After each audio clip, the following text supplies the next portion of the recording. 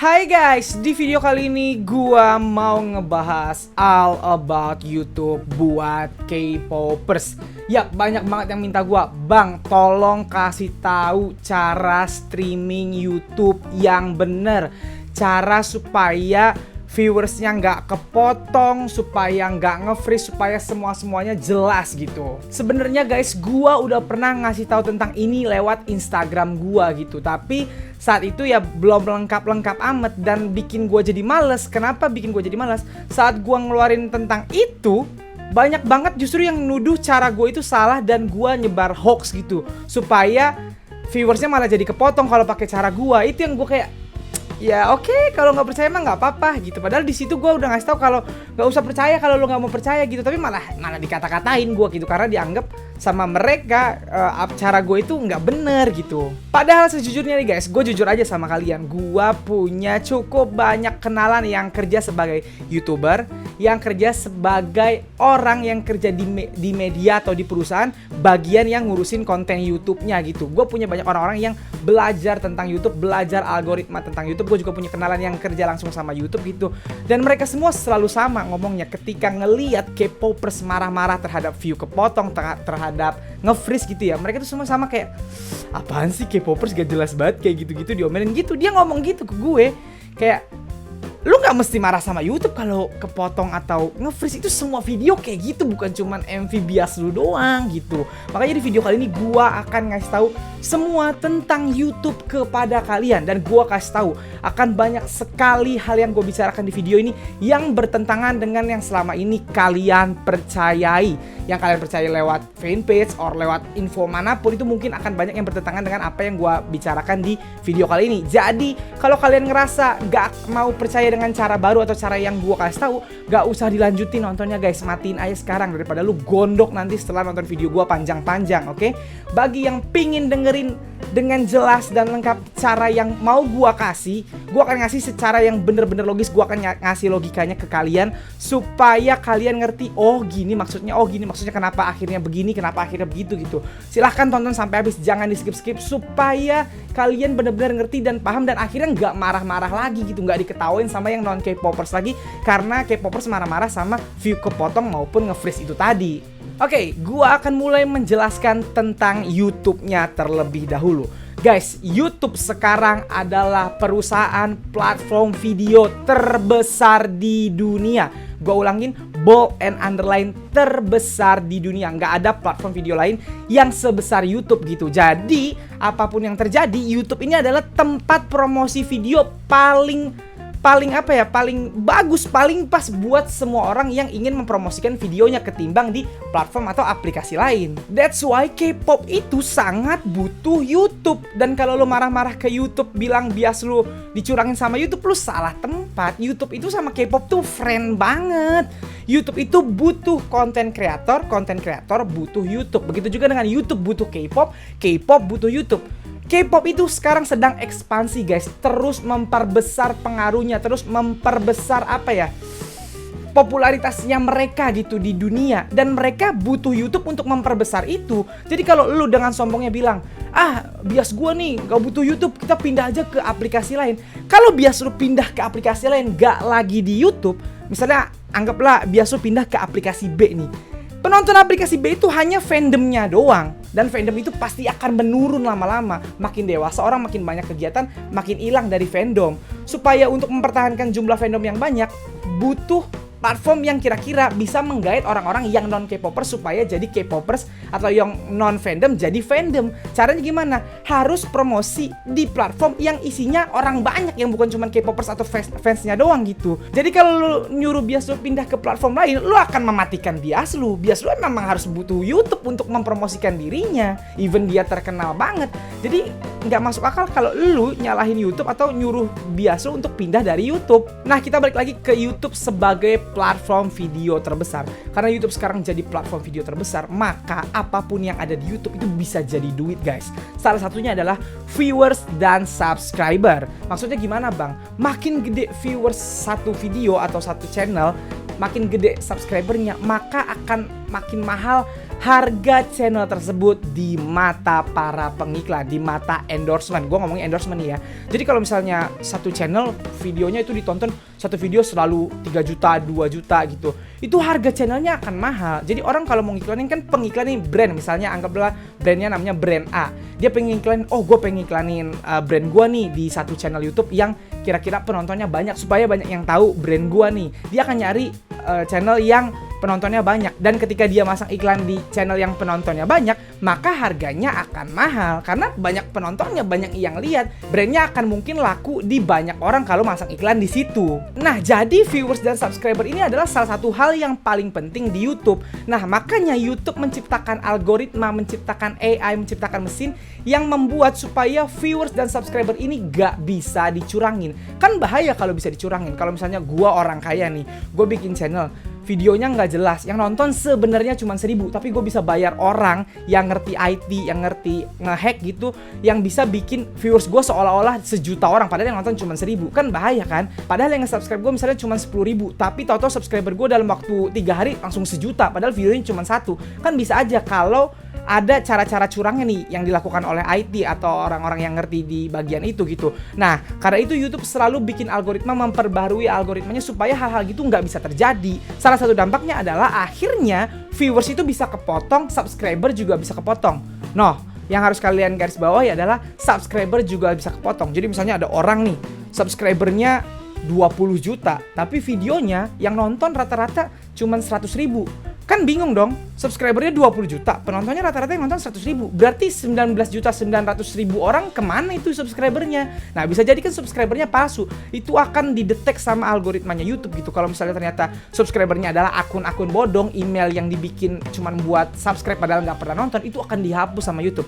Itu dari subscriber, begitupun dari viewer.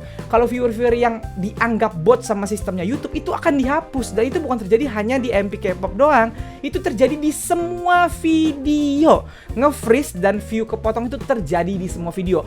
Bahkan di video gue yang penontonnya masih sekitar puluhan ribu, itu sering terjadi freeze juga gitu. Sering juga terjadi view-nya kepotong. Karena memang ada aja orang yang mungkin cara nontonnya kayak cara nonton robot. Gimana cara nonton robot? Nanti gue jelasin di cara streaming yang benar.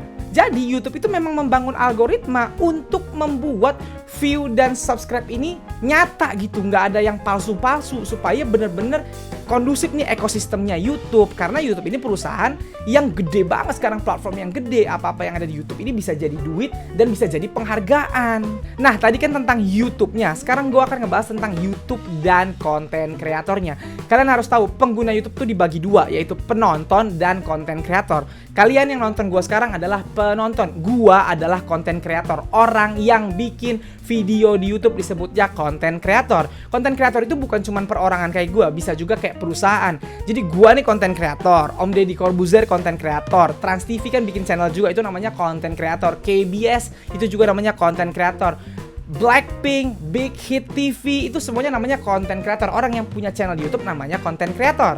Nah, konten kreator butuh YouTube sebagai platform, YouTube juga butuh konten kreator, karena YouTube itu nggak bisa hidup tanpa konten kreator. YouTube itu bukan platform yang nyediain video-video. YouTube itu videonya datang dari kami, para konten kreatornya. Kita yang bikin video, kita yang bikin tontonan di YouTube, kita yang bikin YouTube jadi jalan gitu. Nah, makanya YouTube selalu sebisa mungkin berusaha membuat peraturan yang menguntungkan konten kreatornya, karena YouTube butuh konten kreator. Bahkan YouTube sekarang menurut algoritmanya sangat sayang kepada konten kreator yang penontonnya banyak.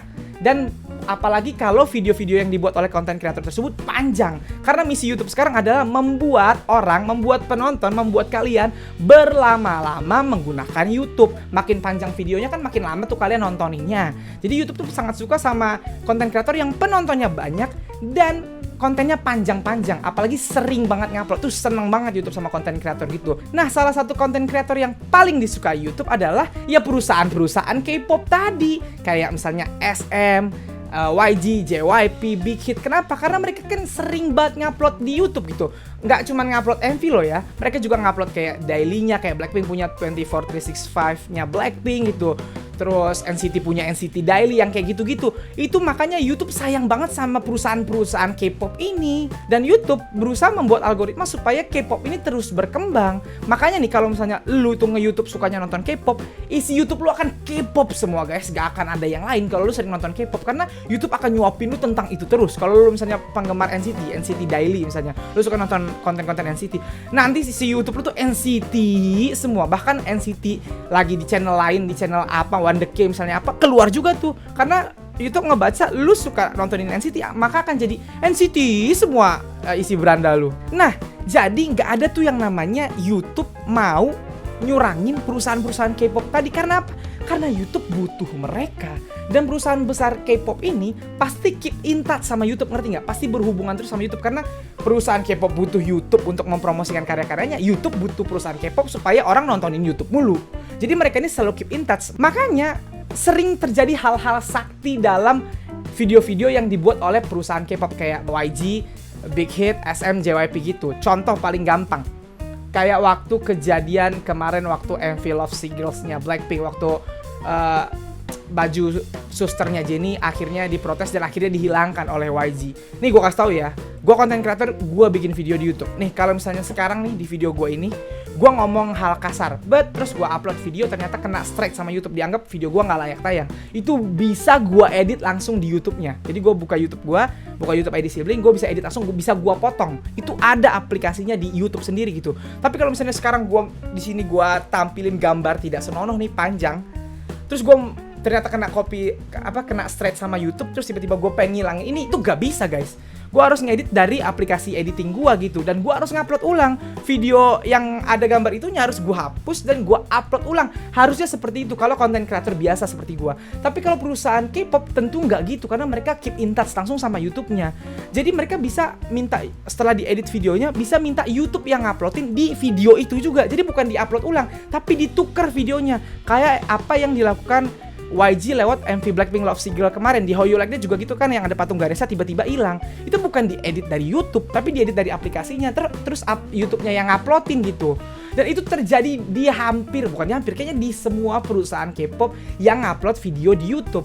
Lo lihat SM, coba SM tuh waktu yang video-video lamanya yang kayak Girls' Generation yang G, kayak Super Junior yang Sorry gitu, Bonamana, dulu itu kualitasnya nggak ada yang 1080p, 720p semua. Sekarang kalau lihat kualitas videonya udah pada 1080p. Kok bisa bang? Ya karena dituker. Yang nukerin siapa? YouTube. Kalau misalnya YG itu atau SM itu pengen ngeganti videonya sendiri, ya mereka harus ngapus videonya dan ngupload ulang. Kayak Love Sick Girls nih, misalnya yang video ada Suster Jennie-nya ini mau diganti sama video yang baru. Kalau YG yang upload sendiri itu harus dihapus videonya nih. Jadi kalau misalnya viewersnya udah 100 juta, harus dihapus, diupload ulang dan ulang lagi viewersnya dari nol. Harusnya seperti itu. Tapi karena mereka keep in touch dengan YouTube, mereka bisa minta tolong YouTube untuk nguploadin di video itu juga supaya viewersnya nggak ngulang lagi dari nol gitu.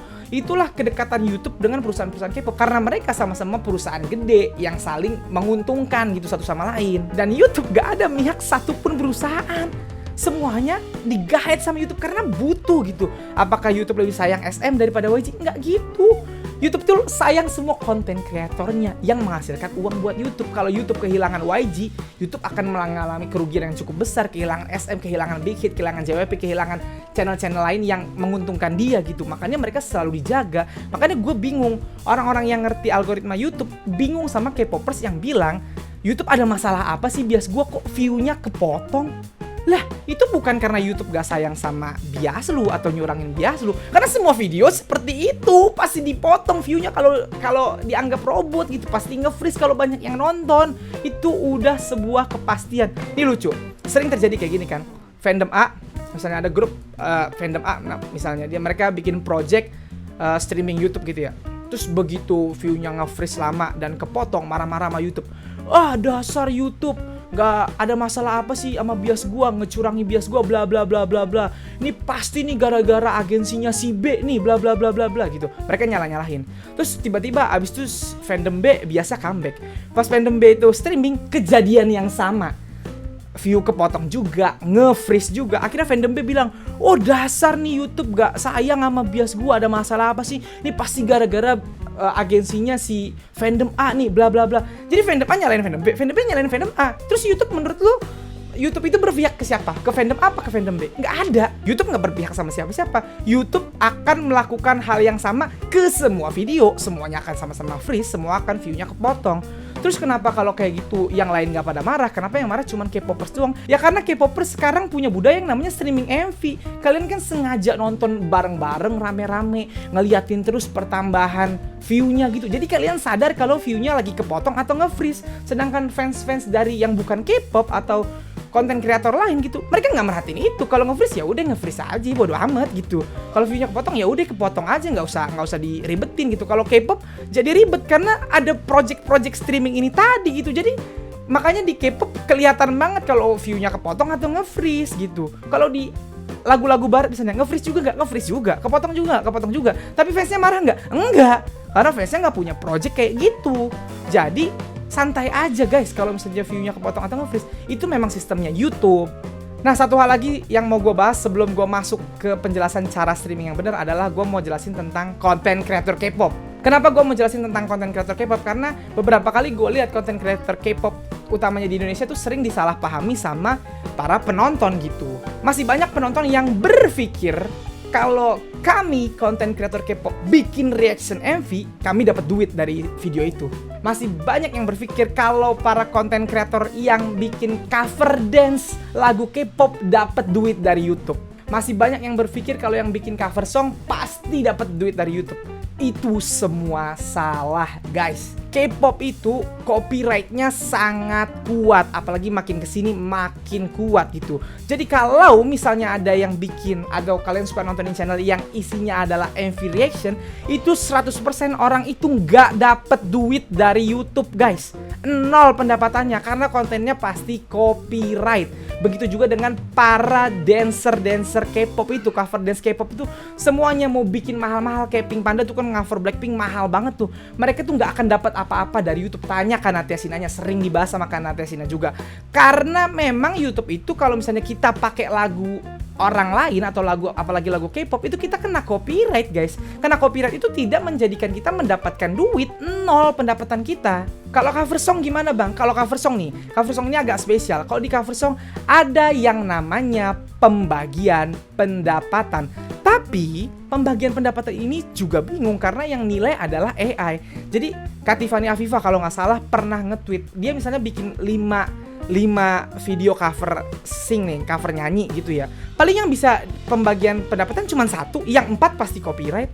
Yang gue lihat sendiri sih, kayaknya begini, kalau misalnya lu cover lagu K-pop misalnya, lagu orang lain, tapi lu pakai aransemen yang berbeda, misalnya lagu Blackpink How You Like That kan musiknya beat trap tuh, terus lu cover pakai akustikan, itu kemungkinan lu akan dinilai untuk bisa berbagi pendapatan. Tapi kalau lu coverin dengan beat yang sama atau beat yang mirip musik trap juga, itu akan langsung kena copyright gitu. Jadi para konten creator K-pop yang menggunakan konten K-popnya atau video K-popnya langsung ke dalam video dia, itu pasti copyright, guys. Gak bakal gak copyright. Kalau lo gak mau copyright, lo hanya boleh menampilkan maksimal 10 detik. Lebih dari 10 detik pasti kena copyright.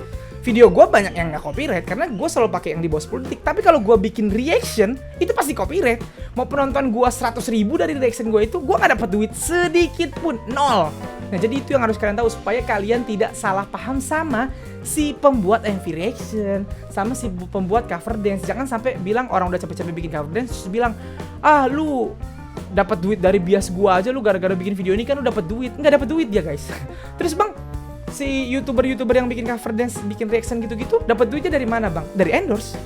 Ketika penontonnya udah banyak, misalnya penontonnya gara-gara bikin reaction mulu itu penontonnya 100.000, 300.000 gitu, ntar ada aja endorse yang masuk. Yuk iklan yuk, sebelum bikin MV reaction dia bilang, tiba-tiba sebelum nge-reaction terus dia ngomong, yuk pakai ini bla bla bla bla bla. Nah dia dapat duitnya dari situ, atau dia dapat duit dari di undang-undang. Kalau cover dance tuh, karena cover dance-nya terkenal, misalnya kayak Pink Panda terkenal banget di YouTube, mereka nggak dapat duit dari YouTube, tapi mereka sering dipanggil misalnya ke acara A, ke acara B, ke acara C, itu ntar mereka dibayar, dapat duitnya dari situ. Jadi YouTube itu semacam tempat promosi skillnya mereka gitu. Jadi jangan sampai ada yang salah paham lagi kepada konten kreator K-pop ya. Oke?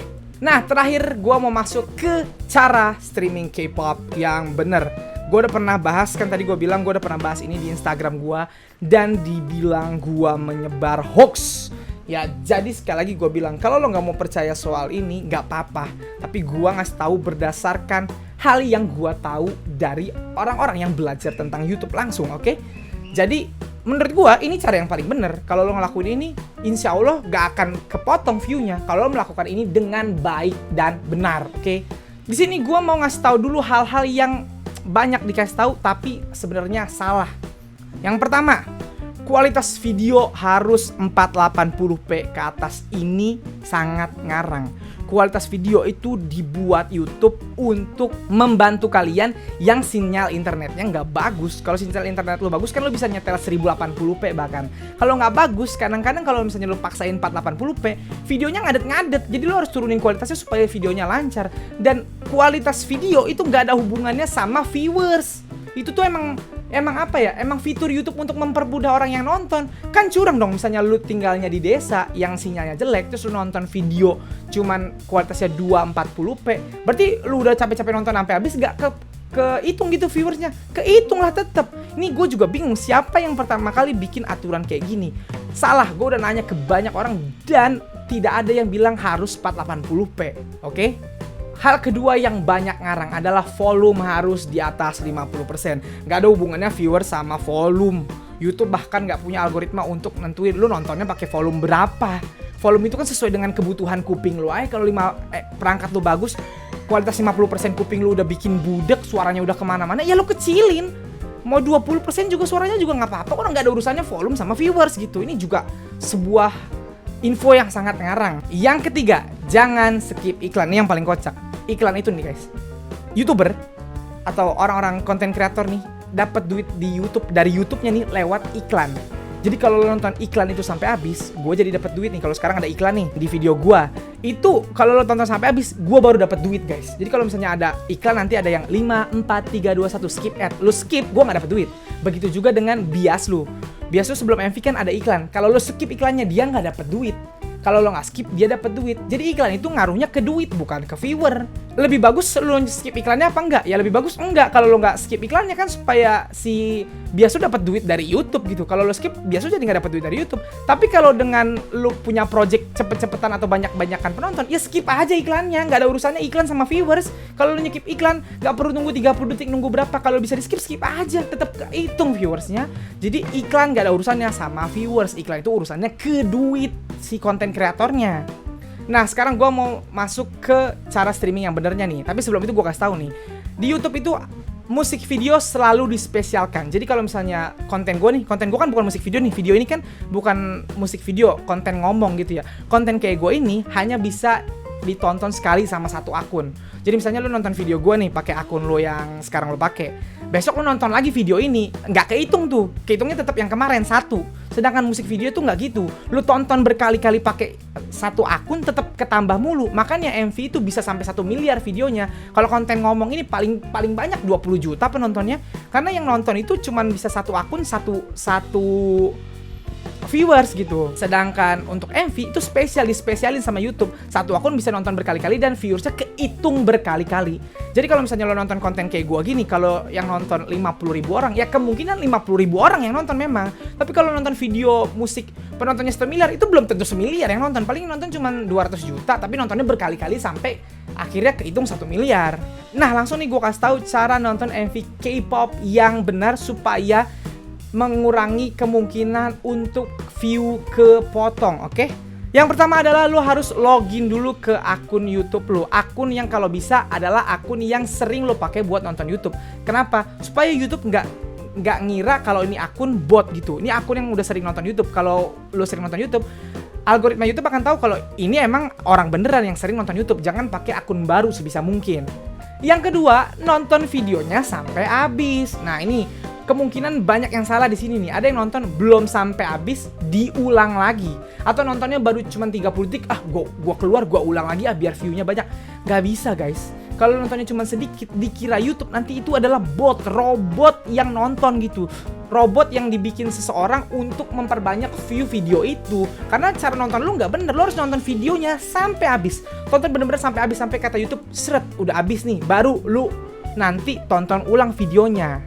Yang ketiga, jangan nonton berulang-ulang langsung, dijeda sama video yang lain. Nah, Ini rahasianya nih. Sebenarnya caranya mah gampang. Misalnya lo nonton MV biasa, lo nonton terus lo tonton video lain aja dulu satu apa, terus lo tonton lagi, itu pasti kehitung tuh videonya. Tapi ada satu cara yang gimana caranya viewersnya bakal bertambah dengan memanfaatkan orang lain. Gue kasih tahu nih.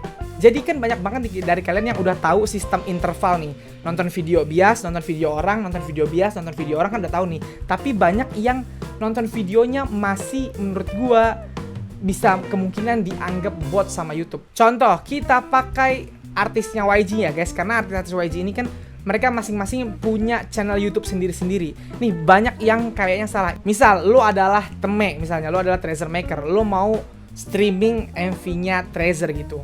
Nah, supaya ada jeda, lo nonton video lain, tapi yang lo tonton adalah video Blackpink, video Big Bang, atau video Icon, atau video Winner. Jadi misalnya video Treasure, video Icon, video Treasure, video Blackpink, video Treasure, video Big Bang, video Treasure lagi gitu. Nah, menurut lo itu kan udah bener sebenarnya, karena lo nonton video orang lain gitu, bukan video Treasure doang. Tapi permasalahannya, semua video itu lisensinya atas nama YG Entertainment. Yang ngupload adalah YG Entertainment, lisensi copyrightnya semuanya di atas nama YG Entertainment. Jadi kemungkinan YouTube tetap akan nganggap itu bot. Lo nonton video Treasure, lo nonton video Blackpink, akan kemungkinan AI-nya YouTube akan menganggap itu adalah bot dari YG Entertainment karena yang ditonton video YG doang gitu. Makanya sebisa mungkin lo nonton video orang lain yang gak ada hubungannya sama si artis K-pop ini gitu. Misalnya lo habis nonton video Treasure, lo nonton video World Genius Lati. Habis itu nonton Treasure lagi, terus lo nonton Billie Eilish misalnya. Habis itu nonton video Treasure lagi, habis itu nonton video klip India gitu. Itu nggak akan dianggap bot sama YouTube. Kenapa? Karena lisensinya beda-beda nih. Ini dianggap YouTube adalah orang yang memang lagi nontonin YouTube gitu guys. Itu ada kemungkinan seperti itu karena sama-sama dari satu lisensi yang sama nih. Kalau lu sama-sama nonton artis YG, apalagi SM. Lu SM kan misalnya semua video di-uploadnya di channel SM tuh.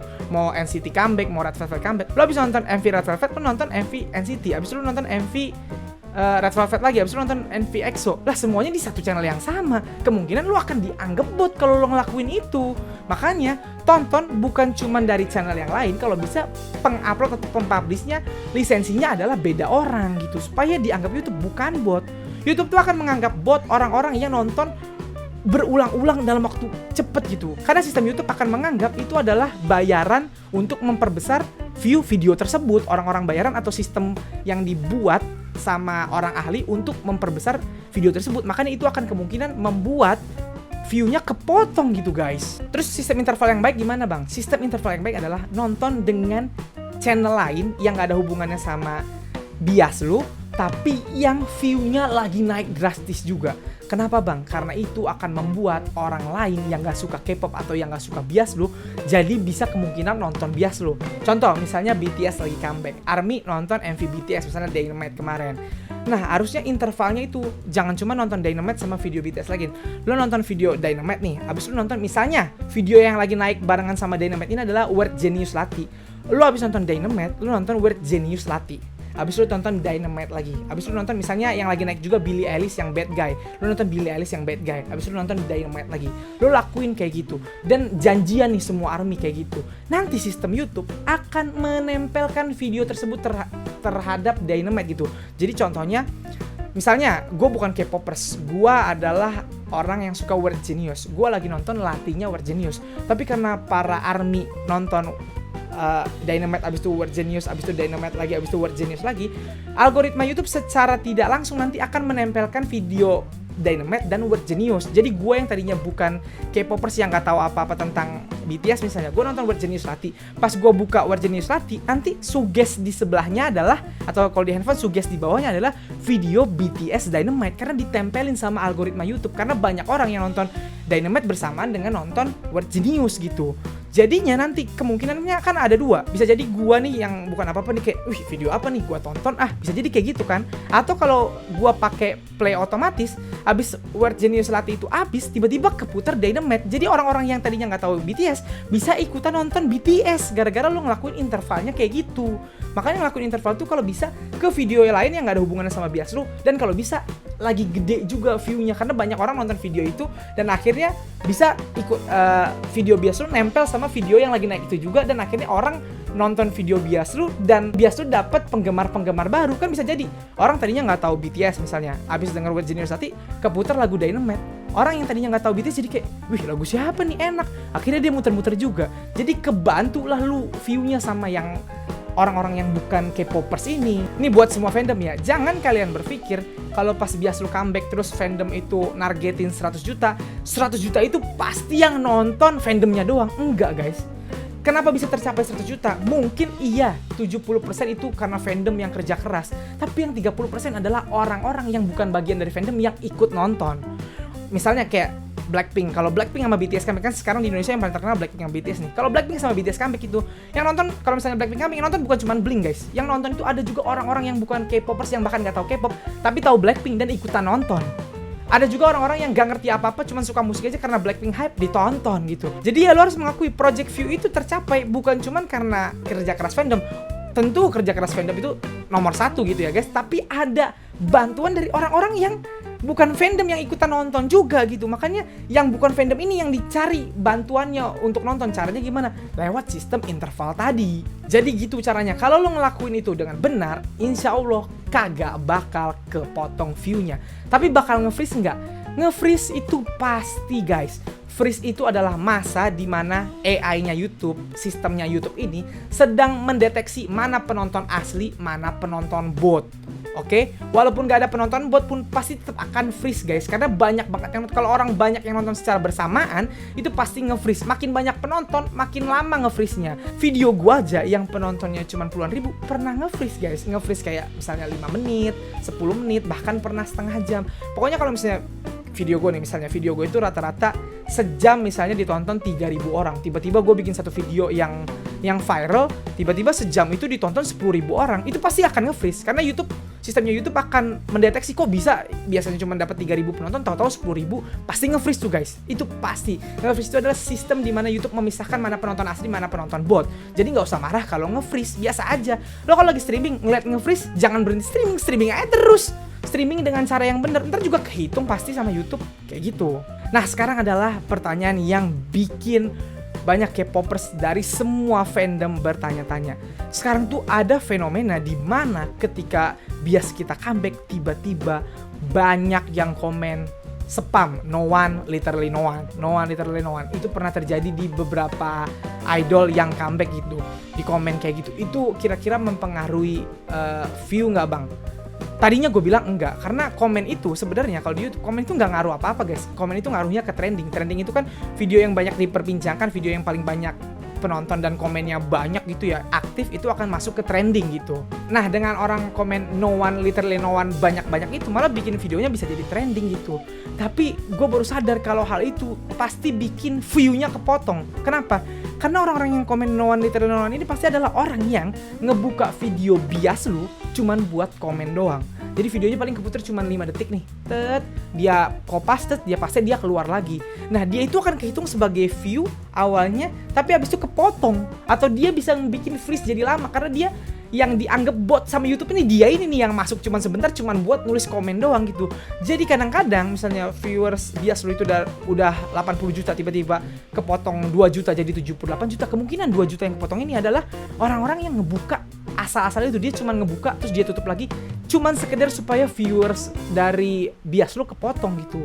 Jadi jangan kaget kalau di K-pop akan banyak viewers kepotong selama nanti ada komen-komen no one atau komen-komen spam itu. Karena orang yang masuk atau yang nulis komen spam itu pasti adalah orang yang ngebuka videonya cuma sebentar, cuman buat nulis itu doang terus dia keluar lagi. Dan itu pasti akan dianggap bot sama YouTube. Dan itu kemungkinan akan membuat freeze makin lama atau view-nya pasti kepotong. Jadi sabar aja dah kalau misalnya hal itu terjadi gitu. Karena itu terjadi bukan cuma di satu idol, tapi di banyak idol. Setiap idol itu pasti ada hatersnya guys. Itu deh yang udah harus kalian pahami. Bias kalian itu pasti punya hatersnya. Makin terkenal, makin banyak hatersnya.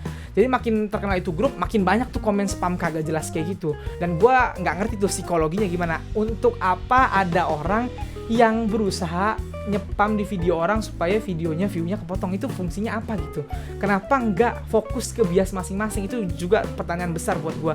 Tapi ya nggak bisa kita larang, nggak bisa kita bendung yang kayak gitu karena itu kan di rumah masing-masing, jadi nggak tahu gitu. Nah, terakhir satu hal yang mau gue sampaikan, gue udah ngasih tahu tuh tadi caranya. Panjang lebar gue kasih tau sama lu lakuin yang benar. Kalau lu ngelakuin yang gak benar, lu akan dihitung bot lagi. Lu akan membuat view-nya kepotong lagi. Jangan sampai lu marah-marah, kenapa nih YouTube view-nya kepotong, kenapa nih nge-freeze, padahal yang salah lu gitu. Jangan juga menganggap fandom lu itu pasti paling bener cara streamingnya guys. Lu mungkin bener, orang lain yang se-fandom sama lu belum tentu, kan mereka streaming di rumah masing-masing, di tempatnya masing-masing. Lu nggak tahu orang lain yang se-fandom sama lu tuh bener gak streamingnya. Jadi kalau misalnya view kepotong, kemungkinan juga salah dari temen lu yang atau temen se-fandom lu yang tidak bener cara streamingnya. Cara streaming itu harus bener supaya tidak terjadi view kepotong itu tadi gitu. Tapi sekali lagi gue kasih tahu, view kepotong sangat mungkin kalau ada yang spam itu tadi juga ya, belum tentu karena teman fandom lo nggak bener streamingnya gitu. Tapi yang jelas gue bikin video ini supaya semua fandom streamingnya bener dan nggak marah-marah lagi kalau viewnya kepotong dan nge-freeze gitu. Oke? Semoga dengan video ini udah ngerti. Panjang kan video gue kali ini, dan gue sengaja nggak menyelipkan gambar atau video apapun di video ini, cuman ngeliatin gue doang ngomong supaya kalian fokus dengerin gitu. Karena selama ini banyak banget yang salah tapi tetap aja marah-marah. Salah tapi marah-marah gitu. YouTube lo mau marahin kayak gimana nggak bakal ngubah gitu, karena emang itu sistem mereka, sistem yang bekerja. Yang bekerja itu bukan orang guys. Kalau orang mabuk lah, orang viewers MV K-pop bisa ratusan juta dalam waktu sehari. Kalau yang ngoreksi itu orang mabuk pasti orangnya. Makanya yang ngoreksi itu adalah sistem. Nah, sistem ini nggak bisa dibohongin. Makanya lu cara streamingnya harus bener. Kalau lo nggak bener ya view bakal kepotong atau nge-freeze lagi gitu. Nah, jadi semoga kedepannya setiap kali ada idol K-pop comeback dan lu udah nonton video ini, lu jadi ngerti streaming yang bener dan semuanya bisa memecahkan rekor view YouTube dengan cara yang baik dan benar, dan gak ada lagi yang marah-marah kalau biasnya view-nya kepotong itu tadi. Oke? Nah guys, segitu aja video gue kali ini. Kalau suka video ini silahkan like dan share ke semua teman-teman K-popers lu, ke semua fandom. Kalau lo mau kenal gue, lo bisa follow gue di Instagram, dan kalau belum subscribe channel gue silahkan deh subscribe. Sekian dari gue, bye.